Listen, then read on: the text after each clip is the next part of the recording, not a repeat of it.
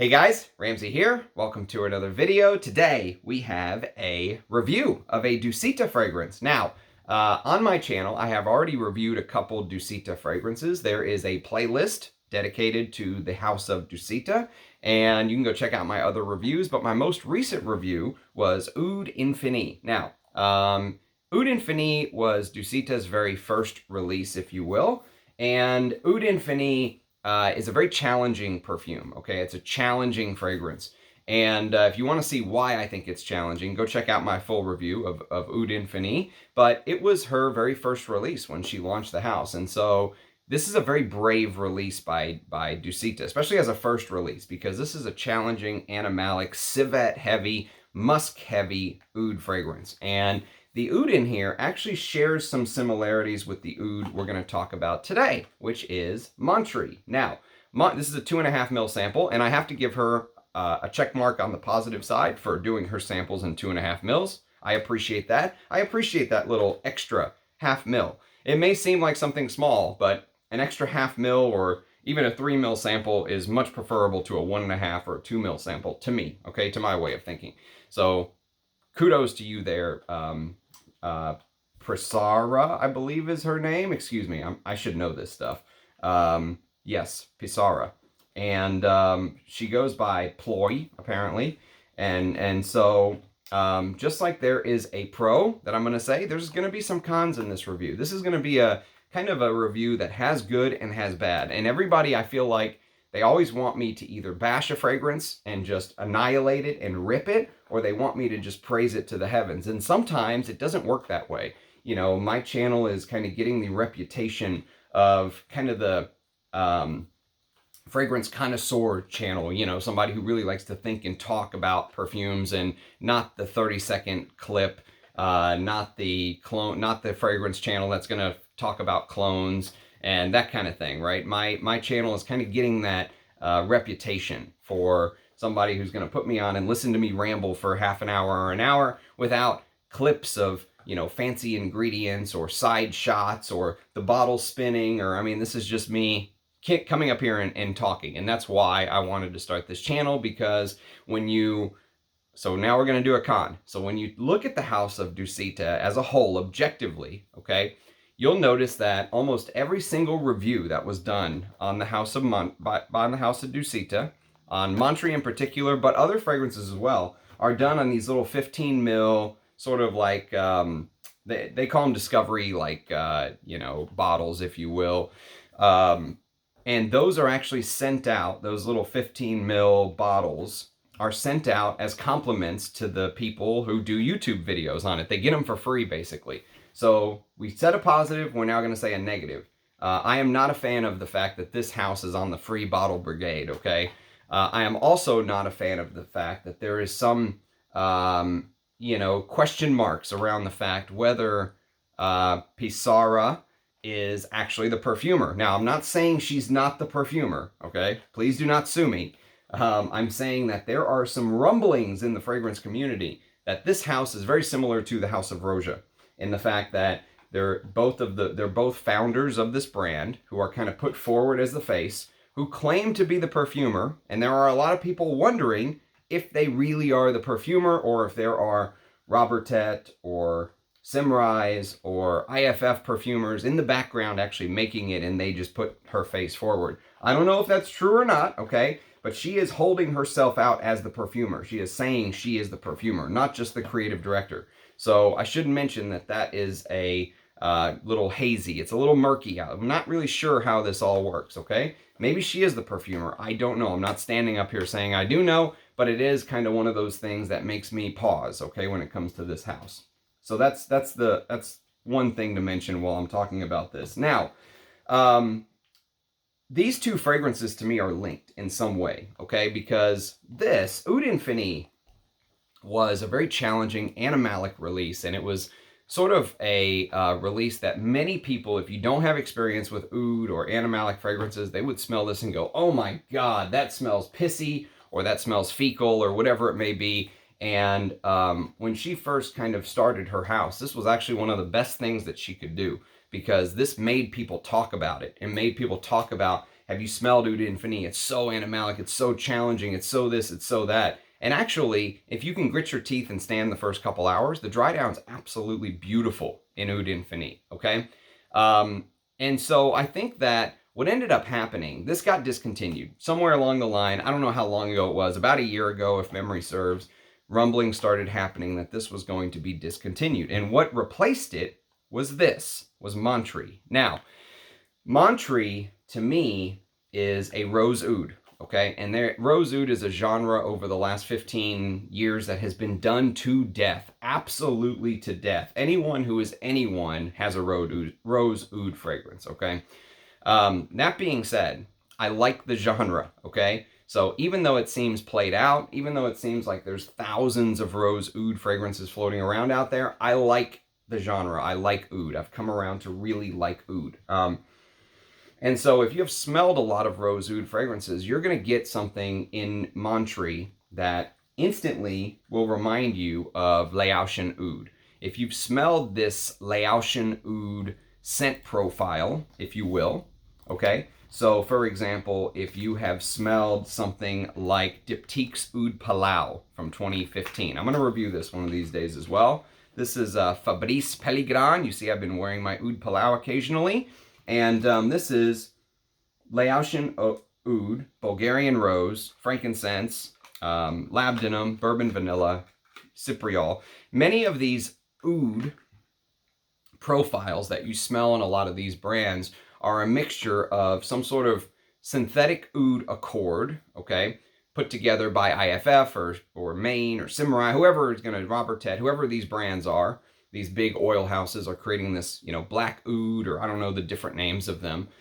And they're mixing it with things like cypriol, things like patchouli, patchoulol oil, and, labdanum, and creating this kind of, oudy profile that we've come to know, right?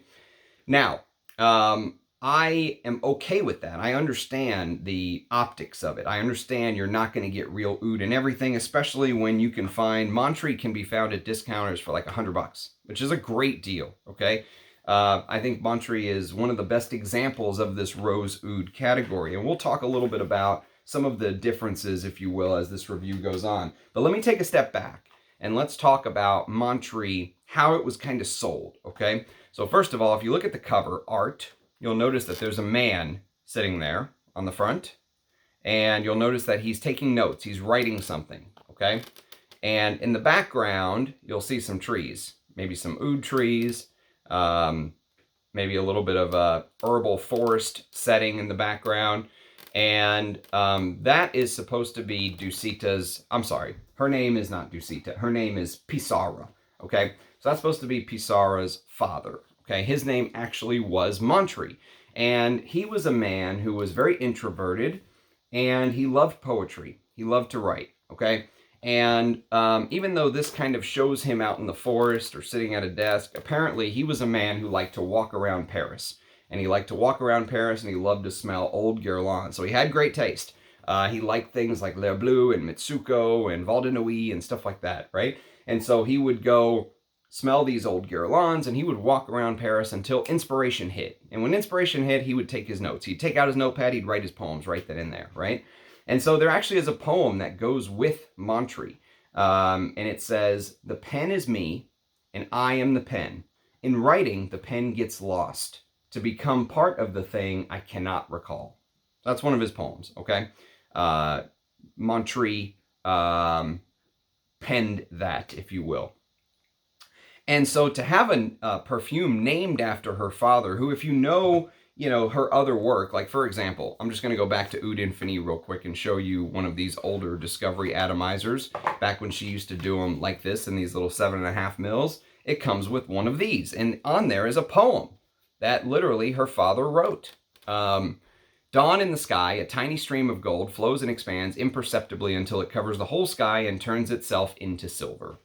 So all of his little poems have been inspiration for her ever since she founded the brand. But this is the first one that is a direct, she's using his name as the name of the fragrance. So this is a direct homage to her father, if you will. And so what you get when you first spray this homage fragrance to her old man is it opens up with spices and a very similar oud accord to what you smell in Oud Palao. And that Oud Palao accord, actually, it's interesting. If you go look at the website for Dusita, go to parfumsdusita.com, go to Montri, and you'll see on the base notes it says the precious Oud Palao shines in all its complex olfactory glory. Now, they're not talking about Oud Palao, the Diptyque fragrance, okay? They're talking about Oud Palao, the reference to the Laotian oud, okay? So basically, this opens up, and by the way, I've got a fresh spray about an hour ago right here, and I've got about a 6-hour dry down right here. I've worn this to bed once, so I put a little bit of a dent in this. And this, like I said, I appreciate these 2.5 ml samples. They give you a little bit more juice so you can wear it and really get to know it. Quality samples, okay? And I appreciate a brand that does that. Now, in her website, it says that the opening, if you will, is made up of this dried fruit accord that the perfumer created herself. Okay, that's what it says. She created this dried fruit accord. Now, I don't get very much dried fruit accord at all. I mean, you know, on my live stream yesterday, I was showing things like dates, saying I wish more people used real, you know, methyl dates in perfumery. This type of smell, this texture, this dried fruit thing is something that I really like. I get a lot more dates in things like Areej or L'Enfant Terrible by Javoy, which is unbelievably discontinued, one of Javoy's best. I'll review that one of these days.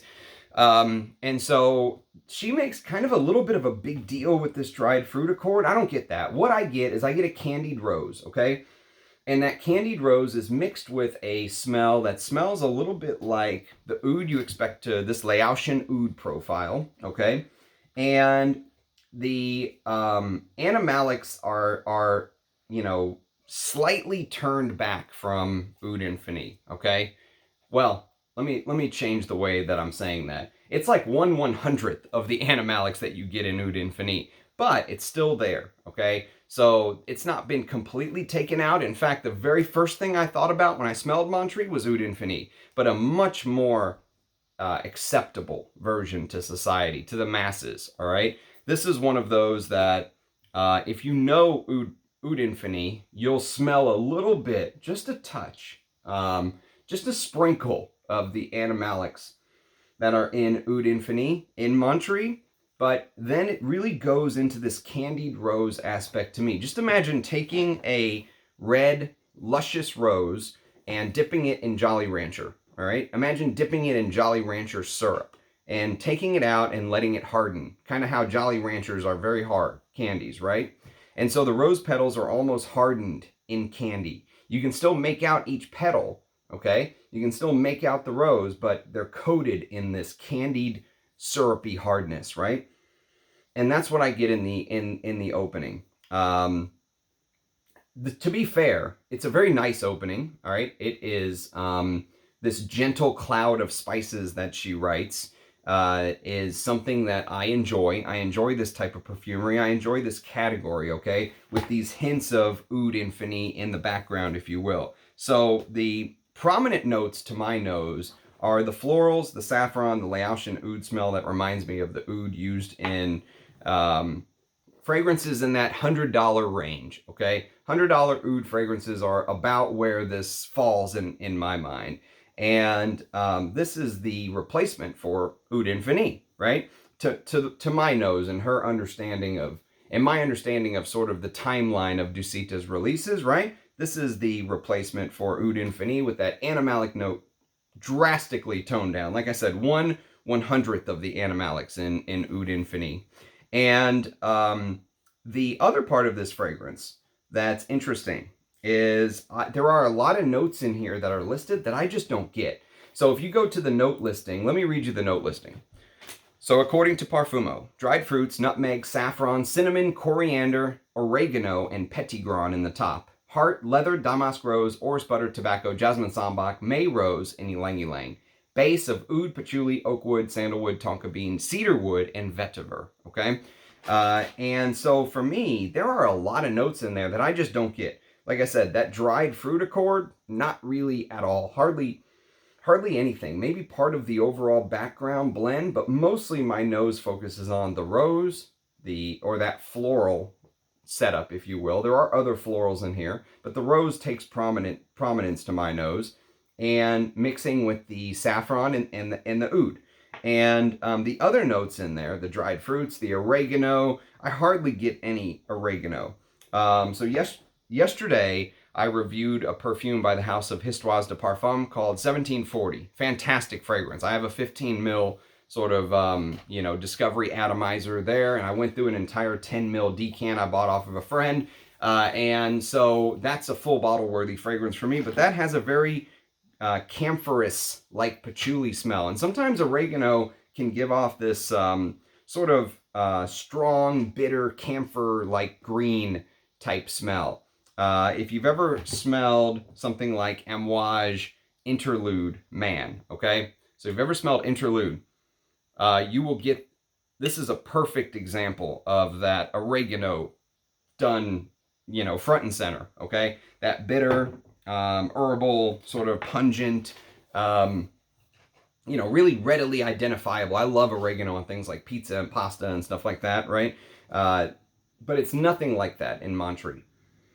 Absolutely nothing like that. This is just maybe part of the overall spicy accord that you get. So what I'm really kind of getting at here is that the notes that shine through really take over and dominate this scent to me.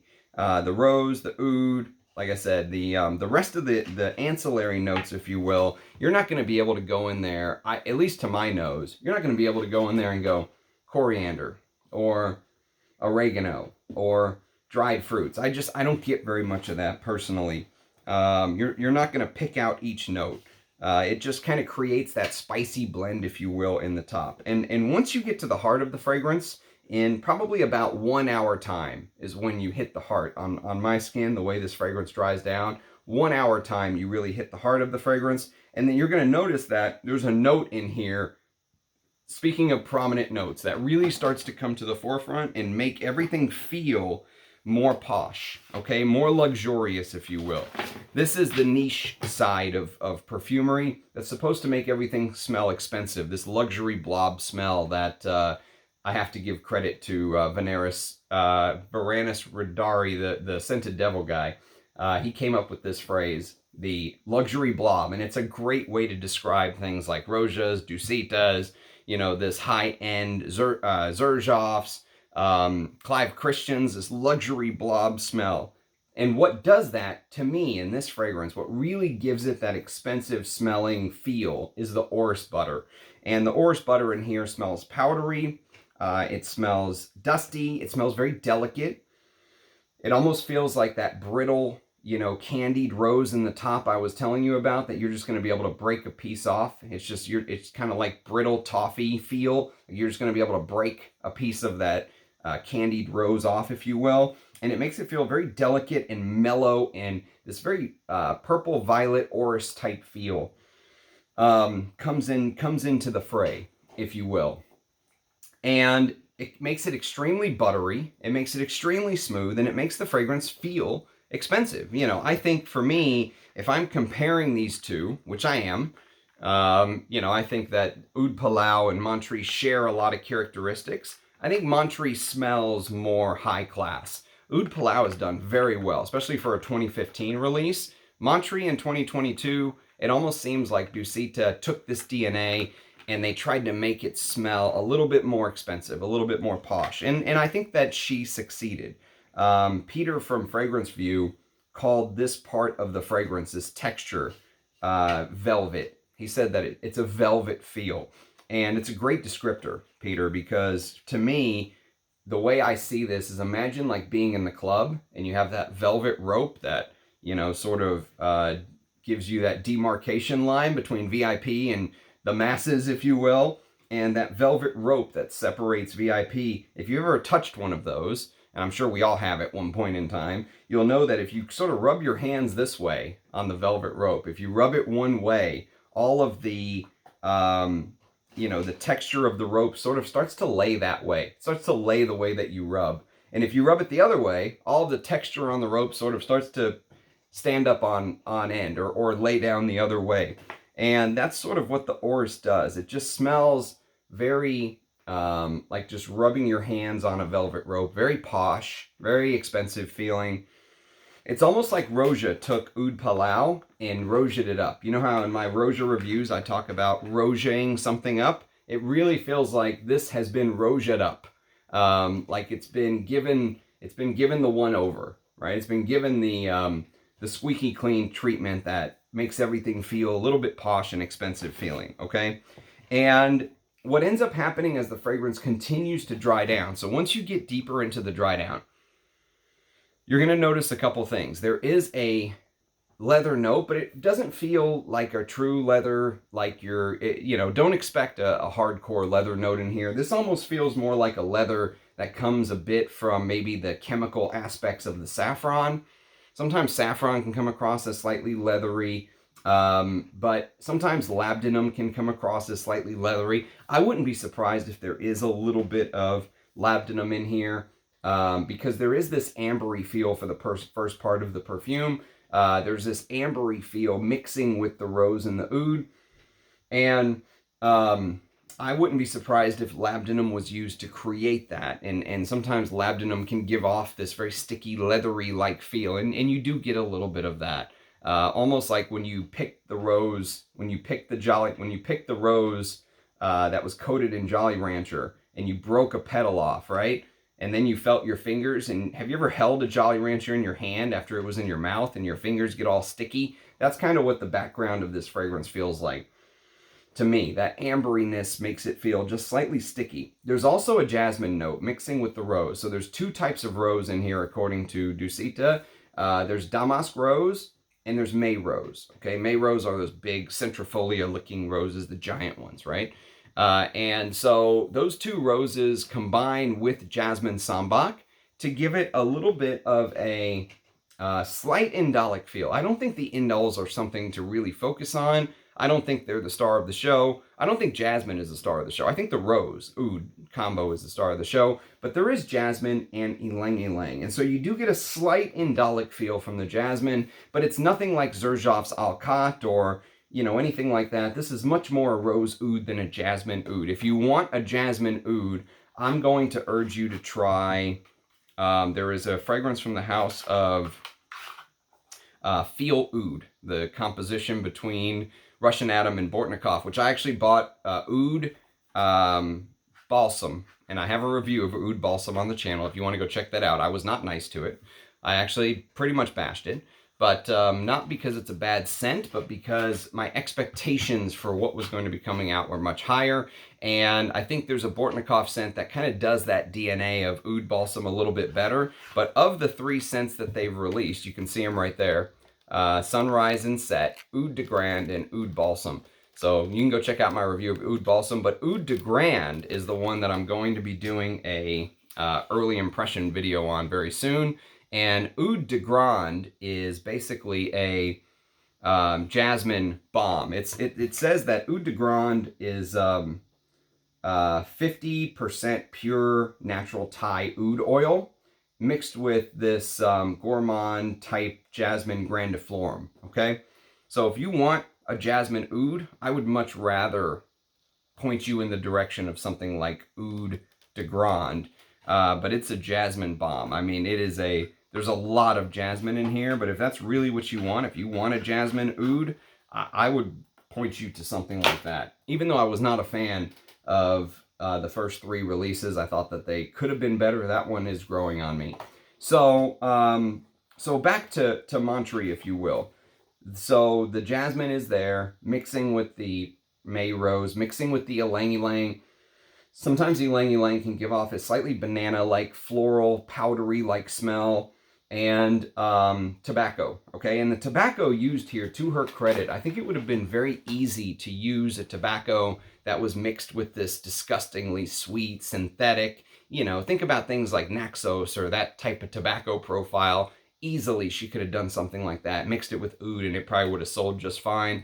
To her credit, she made this kind of a slightly cleaner tobacco profile. It's almost like a transparent tobacco to me.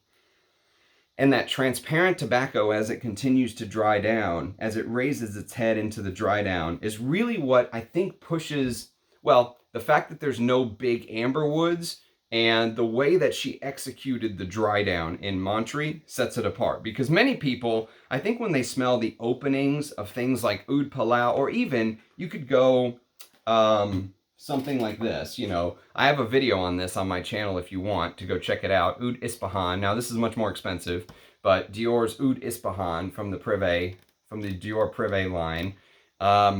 You know, if you've smelled this type of rose oud sort of profile, you'll know exactly what I mean. So when you're in this sort of profile, I think she did a really good job of not using too much heavy amber woods, okay, where it just jumps out and punches you in the face.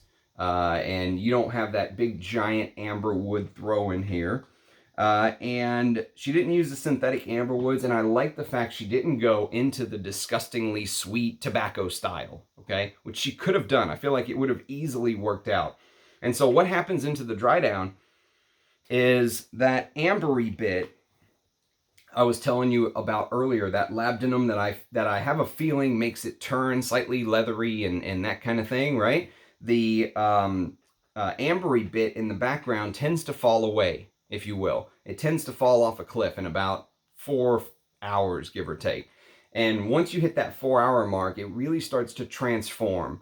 The orris in here, the ambery, the rose oud profile you really get in the opening starts to fade away. And what you are left with is this transparent smelling tobacco woods and that patchouli note that I was mentioning earlier. A little bit of tonka, okay? It's a little bit of tonka bean, but it's very intelligently dosed. And wood notes, a bunch of woods, oak, sandalwood, cedarwood. And it makes it very smooth. It makes it a very smooth, woody dry down. There's almost like this liqueur-like note as well into the dry down. Even though it's not listed, she lists tobacco, but I'm thinking about going back to her old man, if you will. This is supposed to be an homage to him, right? So I'm thinking about her old man sitting in an expensive leather chair at her house, right? And having a cigar, maybe. But again, the tobacco is not done in that style, but I'm just imagining the image of maybe using this clean, you know, this sort of transparent tobacco feel. And then in the dry down, I almost get a little bit of this liqueur-like smell. And that liqueur-like smell makes me think about, imagine like her old man having one glass of an expensive drink, neat, you know, cognac, whiskey, whatever his drink was, right? And then imagine someone trying to pour another one. And he says, no, one drink is my limit. But it's not some cheap cognac or whiskey or brandy that he's drinking. It's kind of a $300 glass thing because he's a cultured man, right? He knows his stuff, right? And so he's experienced, if you will.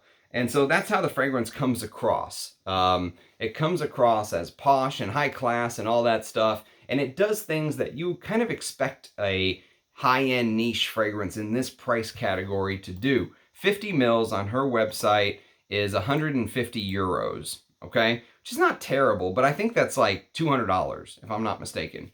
I think it's like 200 bucks. So the fact you can get it for about half price, I'm a little surprised that her fragrances hit discounters.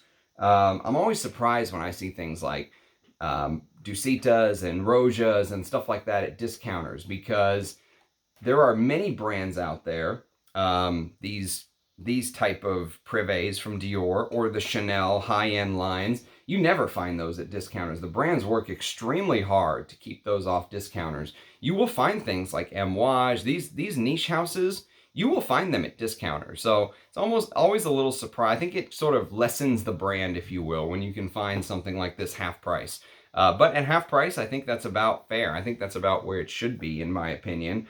And I like that ambery bit as it sort of continues to dry down. That goes away and it leaves that cleaner, you know, smooth woods, okay, with just a little bit of sweetness. Now, the but. I told you that I would be completely fair and completely open and honest with my assessment. And the other side of the coin here is that for me and where I'm at in my perfume journey, if you've been following my channel, and that's what this channel is about, documenting my journey and what I'm smelling and wearing and all of that stuff and my thoughts as I go along, okay? Where I'm at in my journey, and if you've seen some of my recent reviews, I've reviewed some things like some Ensars, okay? I've reviewed some pure oud oils from Ensars, Oud Yusuf and Oud Sultani and stuff like that. If you've seen my reviews of the Areej Dore, the history of Oud collection, this one's the history of Bengal Oud, as an example, but I pretty much reviewed them all except for one. I think I've got one left to review. If you've seen my reviews on things like Bortnikovs, I have playlists for each one of these brands, okay? So I just grabbed one. This is Oud Monarch as an example. I'll do a full review of Oud Monarch soon. But if you've seen my, reviews of these type of brands, it's very hard when you go with these artisanal brands to then take a step back and go with something like this. And I know that makes me sound like a snob. I completely understand that it does. But I think the nose literally changes. My feeling of the nose and smelling things is that it literally changes. The way you smell things, the more you smell, a year from now, you won't smell the same thing you smell. Even if you smell the same fragrance, it'll smell different to you, okay? As your nose evolves. And I'm not saying I have some all-star nose or anything like that. But what I am saying is because I've been smelling these artisanal ouds, and because I really do think that if you're an oud head, that the Ensars, the Bortnikovs, the Areej Dores, you could add the Rising Phoenixes in there. Those type of brands are the mountaintop, okay? They're the peak for an oud head. You're not going to get much, you're not going to get any better than that. Now, you're going to pay for them. Some of the Ensar prices are absolutely insane, right? I mean, you're gonna be dropping wads of cash on something like Ensar or Bortnikov or stuff like that. Luckily, I've been very fortunate over my collecting career because I have friends in the community and stuff like that. And so, for me, I think that this type of fragrance is a starter oud fragrance. It's somebody who, let's say you're newer to the fragrance game and you don't have stuff like, Oud Edition One Man Show, or you don't have Leather Oud by Dior. You don't have these sort of Amouages that have the oud. You don't have Jubilation 25 or Epic Man or, that have that oud note. Even Interlude Man technically has an oud note in there, and it does. If you don't have these type of fragrances in your collection, I think Montri would be a good starter oud, okay? That being said, if you really go down the oud rabbit hole and you start getting into things like The Night by Frederic Malle or, these artisanal houses we start talking about, you may look back on this and say, you know what? This is a good fragrance. It's a good representation. It's in a good approximation of a rose oud, but it doesn't scratch your itch anymore. You start smelling things like Agar Aura's perfumes or, those type of ouds, and you're going to look back on this and say that this seems like a fragrance that it's kind of like a stepping stone oud to me. You smell it, you appreciate it, you go to the next one. And so as much as I do appreciate this, and I think it's a good release, I think it's a good release for someone who is kind of just starting their collection. They don't have the rose ouds in there already, because just like a blue fragrance, I mean, you don't need 10 rose oud fragrances that kind of are set up the same way. You just don't. That's the reality of the situation. I would much rather, now where I'm at, I'd much rather wear stuff like Ensar's EO1. I would much rather wear stuff like, Areej Dore's Oud, History of Oud collection. Even the fragrances that Russian Atom has created with an oud note, Russian Oud or War and Peace or what, those type of fragrances. Those are, when I think about oud now, that's what I want to wear. That's what I crave. And so for me, even though this is a good representation of its style, if you're somebody who has been in the oud game for a long time, this is nothing new that you haven't smelled, if that makes sense. It's just done very well for what it is. But I don't think it's worth more than $100. I think $100 is about the max Once you start, if you start paying 200 plus for stuff like this, you might as well just pay the extra 100 and go get a Bortnikov or go get an Areej Dore. That's literally my take on the Oud game right now. So that's my take on Montri. If you have smelled it, I'd love to hear your thoughts. I'd love to hear your thoughts on the house of Dusita, whether you think she's the perfumer, you don't think she's the perfumer, what you think about them sending out free bottles to the free bottle brigade. This was actually given to me by a friend, not the brand, not that anyone cares about a sample, but I'd love to hear your thoughts. Leave a comment below. Let me know what you think. Love the interaction with you guys. Thank you for the support. Cheers, and I'll catch you next time. Bye-bye.